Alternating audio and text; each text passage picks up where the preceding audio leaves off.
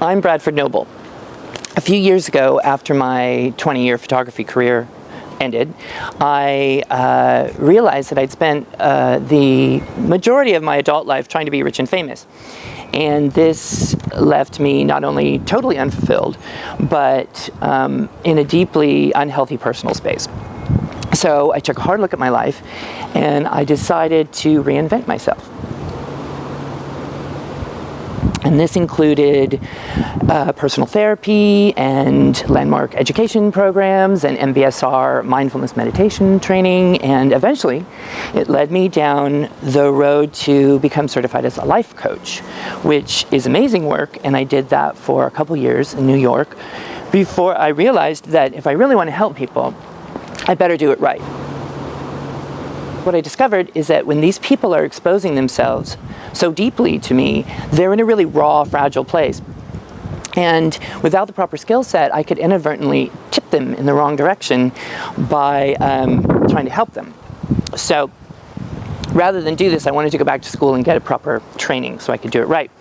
Plus, the people that can afford life coaching aren't really in the population I feel really drawn to help right now. And these are, for instance, the Hispanic population in San Diego, largely underserved. And there's this women's art group at the San Ysidro Health Center where I volunteer my services doing HIV outreach. And every week they meet, and these are women who are HIV positive, and oftentimes their husbands have passed away from AIDS because they never got diagnosed, and they left them penniless and in trying to raise their children. So it breaks my heart. I just want to hug them and say, "Me rompe el corazón cuando escucho estas historias." It's just so sad. So that's one group that I feel drawn toward. Plus there's the homeless gay youth, for instance, in New York City. These are kids that have largely been kicked out of their house for being gay, and they are underage and pulling tricks on the streets of New York City in order to survive. And it's tragic. So these are the people that need my help, and these are the people where I feel my services can be most effectively used. But where do you draw the line between feeling empathy for the people that you're trying to help?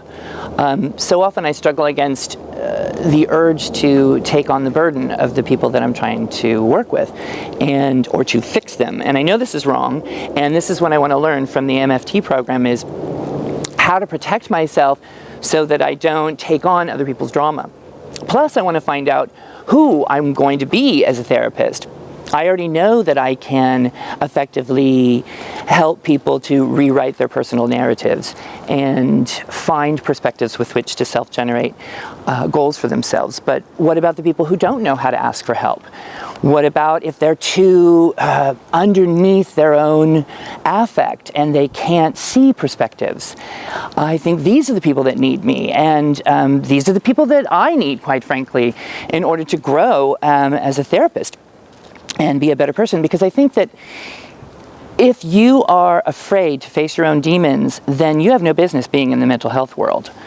You know, every time I work on problems in myself and remove them, it's one less obstacle for me to communicate effectively with others. And this is important to me.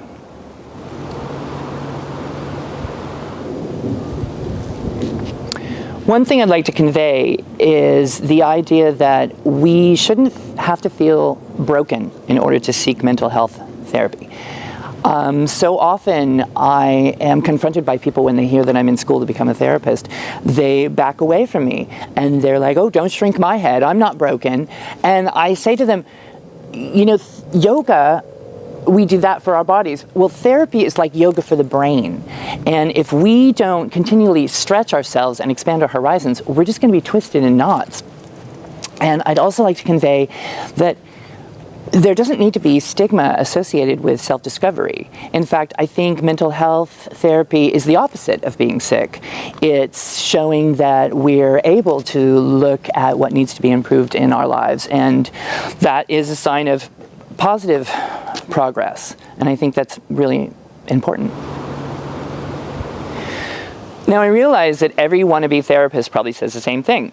I just want to help people, which of course is true for my case as well, but what's also true for me is that I want to be able to communicate authentically. And I believe that when you communicate authentically, you are not only opening a space, but holding that space for other people to communicate authentically in return. And in so doing, it not only helps the clients that we're trying to work with, but it helps us as well to grow and become better people. So that's all I have to say for myself. Thank you for considering me for the MFT program.